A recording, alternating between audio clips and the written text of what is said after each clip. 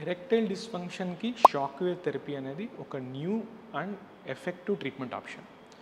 అయితే ఈ shock wave therapy అంటే ఎలక్ట్రిక్ షాక్ కాదు, it is a type of sound wave అనమాట. ఒక సౌండ్ వేవ్ని పెనిస్కి డెలివర్ చేసినప్పుడు దానివల్ల పెనిస్లో ఉండే బ్లడ్ వెజల్స్ హీల్ అయ్యి బ్లడ్ ఫ్లో అనేది ఇంప్రూవ్ చేసి ఎరెక్షన్స్ని న్యాచురల్గానే పెంచుతుంది.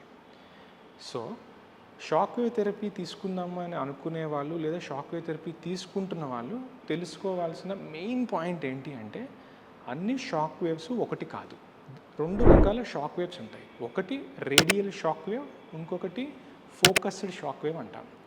సో ఫోకస్డ్ షాక్ వేవ్ అనేది హై డెప్త్ ఆఫ్ పెనట్రేషన్ ఉంటుంది.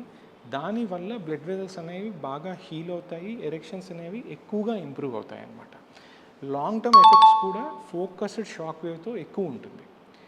ఒకవేళ మీరు కానీ రేడియల్ షాక్ వేవ్ తీసుకున్నట్టయితే వాటి ఎఫెక్ట్స్ తక్కువ ఉంటాయి అండ్ దానివల్ల ఎరెక్షన్ పెద్దగా రాదు. కాబట్టి ఈసారి మీరు మీ డాక్టర్ దగ్గరికి వెళ్ళినప్పుడు ఎలాంటి షాక్ వేవ్ ఇస్తున్నారో కనుక్కుని తీసుకోండి.